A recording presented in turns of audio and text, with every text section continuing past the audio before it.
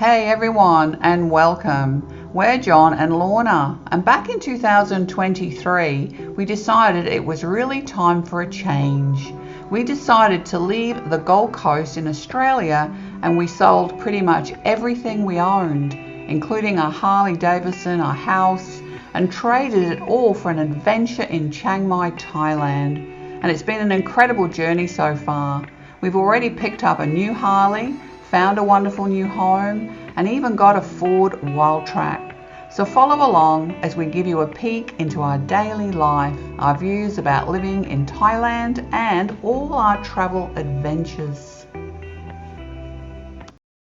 Hi everyone, and welcome back to our channel. It's Lorna here. Now I've been sharing the realities of our expat journey here in Thailand with you over the last few weeks or so. Whoa, and I'm just on a walk around my neighborhood. And you know, I often show you the beauty and the adventure and the incredible freedom that we have here. But today I'm going to talk about something that's a little harder, a truth that most expats face, especially as they get older. Now, the hidden cost of the dream here in Thailand.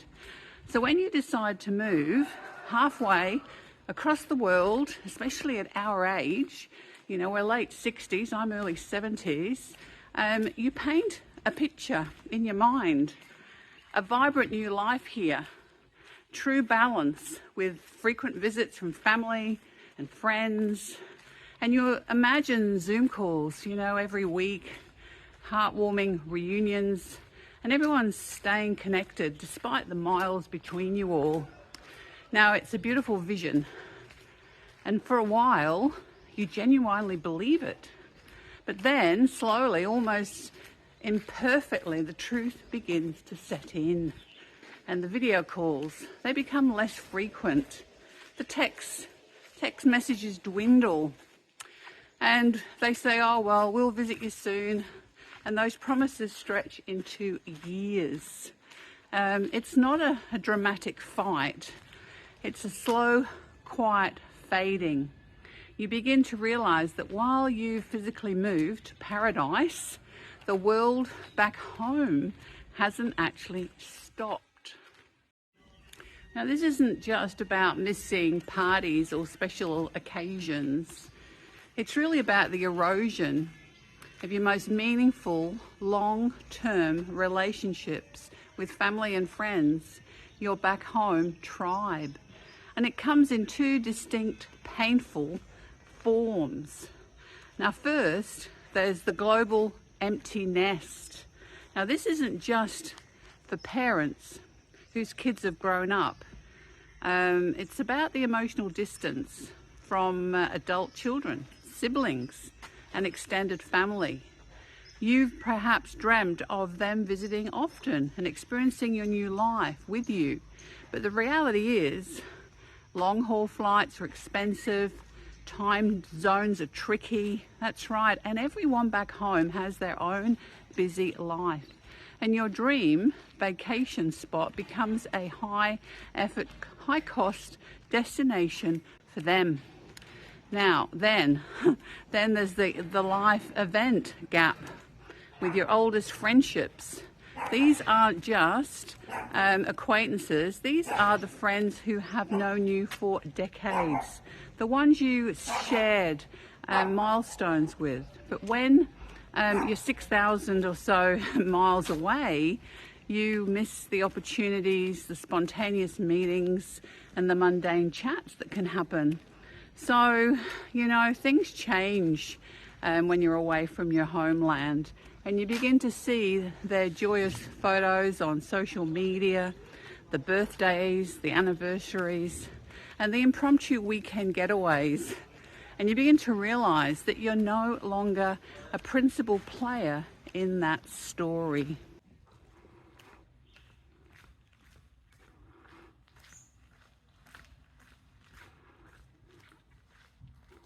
Now, it's raining today. It's been raining for the last few days here in Chiang Mai, actually. And I'm just taking a walk around our neighborhood. It's spitting of rain but it's good to get out and stretch my legs. This is the house that they're building down the end of our street. It's very high, as you can see. It's got a big pool going in over here. And hopefully that'll be finished very soon. They have built 2 other pool villas down here that have finished, and they are both for sale or for rent, whichever you like.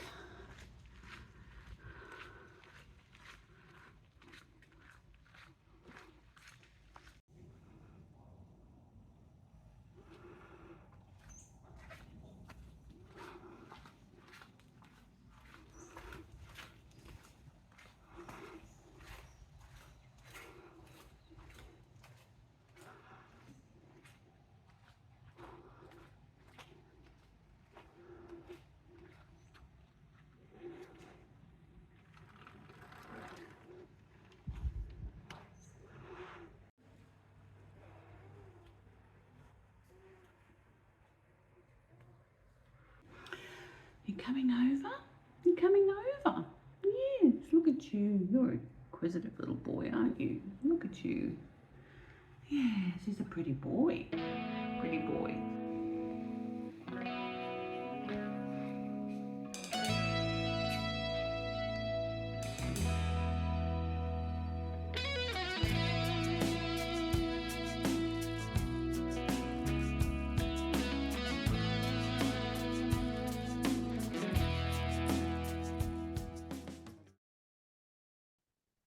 Well, I'm back home now, and it's been raining most of the day, so I thought I'd just finish off this video at home.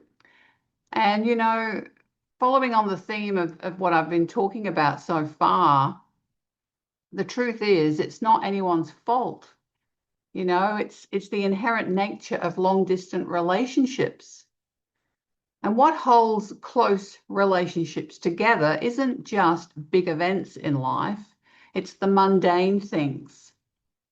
It's the spontaneous what's for dinner text that you might get, or the quick coffee invite with your friends.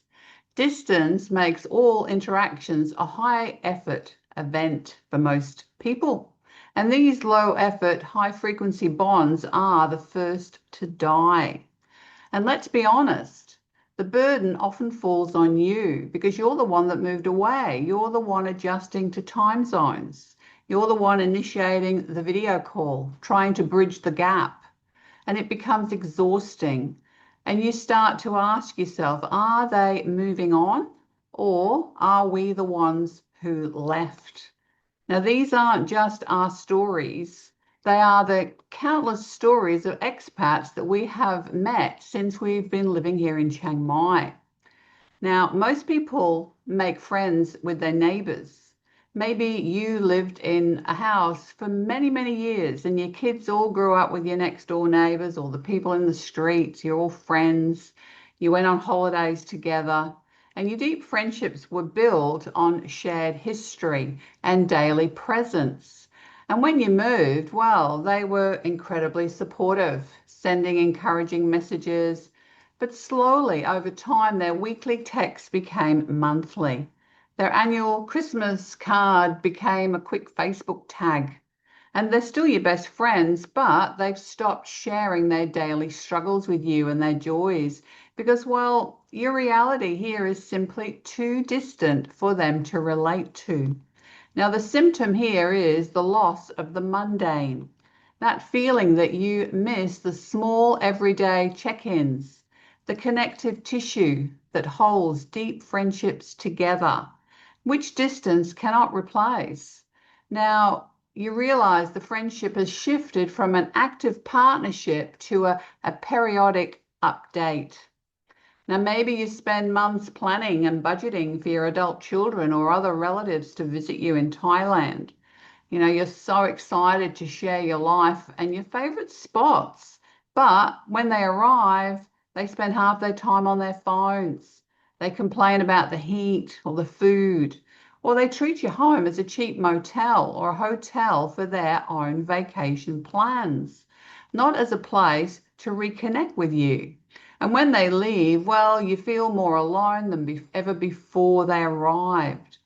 Now, the symptom here is the profound disappointment because your dream life becomes their holiday itinerary. This highlights the painful truth of the global empty nest. And that's your efforts to bridge the gap can sometimes feel unappreciated, or that their expectations for the visits is very different from your expectations. And then finally, let's consider your broader social circle back home. You see their photos on social media. You see the annual holiday party or the impromptu weekend getaway that you're not able to attend, or a major life event, and someone tags you with a generic wish you could be here. And you feel an acute pang of fear of missing out. You begin to realize you're consistently regulated to the role of an observer. Now, the symptom here is the unbalanced burden. You're always the one initiating to reach out, and you're now permanently outside the inner circle. You're the observer. Now, this forces the realization that your social identity must now be built and based in Thailand, not perpetually maintained from 6,000 miles away. This isn't theoretical for us because over the last 2 years that we've been here, our contact from home has been very minimal. Our last real connection was over a year ago when our daughter and son-in-law managed a 6-week visit from Australia. A wonderful but logistically complex trip that they haven't been able to repeat since. Now, we've had a few fleeting chance meetups with a friend from India here for a brief holiday and another friend from Hong Kong for a workshop. Those few moments aside, the silence from our past life is real because we know exactly what the social disaster feels like. And this is where the story shifts. The pain of this social loss isn't just a negative, it's the crucial pivot point. It has forced us to stop clinging to what was and to consciously redefine, rebuild, and recommit to what can be. It's the moment that you realize that the greatest casualty of your expat dream can also become its greatest strength. Now, this isn't about giving up on your loved ones. It's about understanding the new reality and investing your emotional energy where it can truly flourish.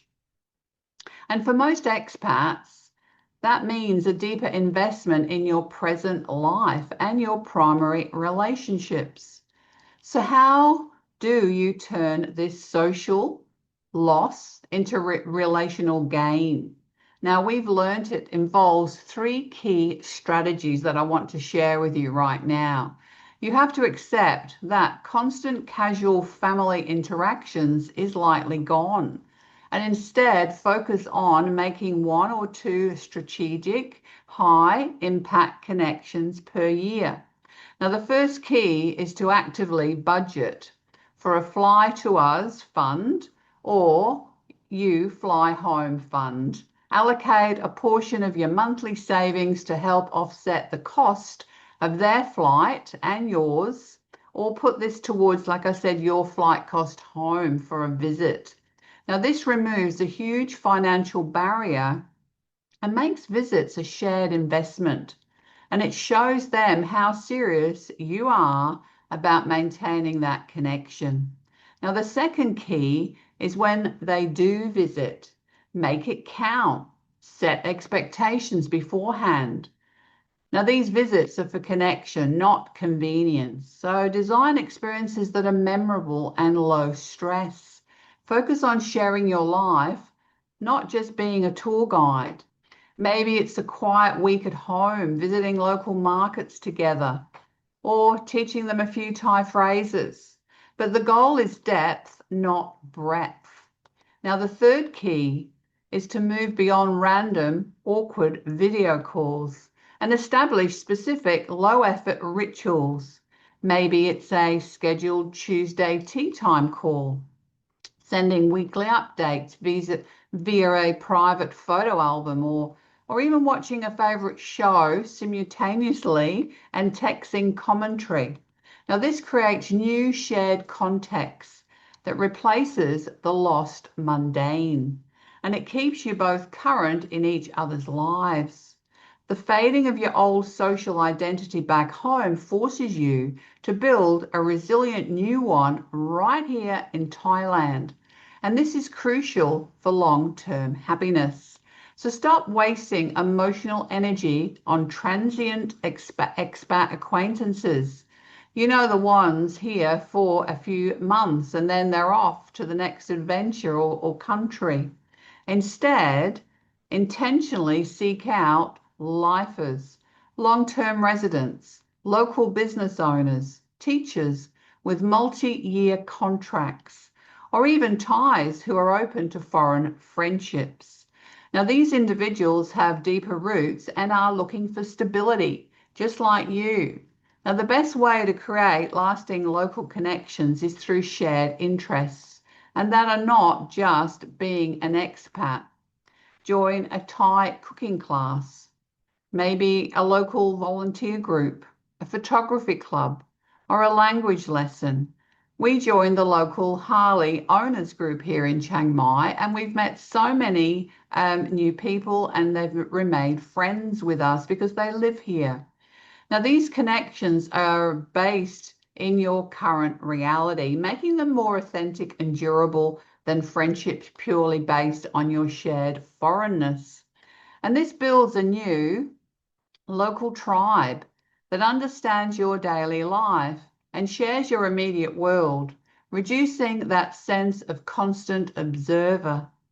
Now, the pain of social loss can strengthen the bond also between you and your partner.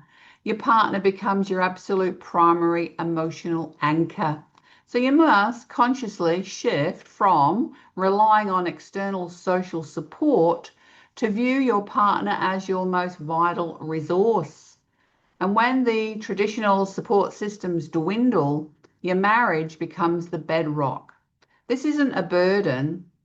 It's an incredible opportunity for deeper intimacy and resilience.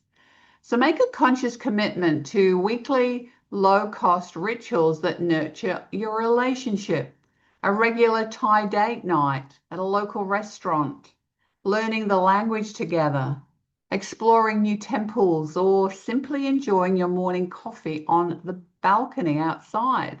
Now, the richness of your life together must be so engaging that it compensates for the distance from your old tribe. Now, this difficult change isn't just a loss, it becomes the ultimate test that allows expat couples to stop looking backward and to grieve what's gone and to start building a deeply intentional, resilient, and incredibly strong life together. So yes, the dream of expat life comes with a cost. Everything does. The fading of long-term family and friendships can be a painful reality. But by recognizing this truth, by actively redefining connection, and by recommitting to each other, you don't just survive the dream, you enrich it. You forge a partnership that is more resilient, more intentional, and ultimately more fulfilling than you ever imagined. So we'd love to hear your experiences. How have you navigated this journey of social loss and rebuilding? Could you share your stories and tips in the comments below? Now, we do read everyone and reply. And if you found this video helpful, please like it, subscribe. Please subscribe to our channel. It's free. And press that notification bell so you don't miss out on our next honest conversation about expat life here in Thailand. So thanks for watching, and we'll see you next time. Kap Kum Ka.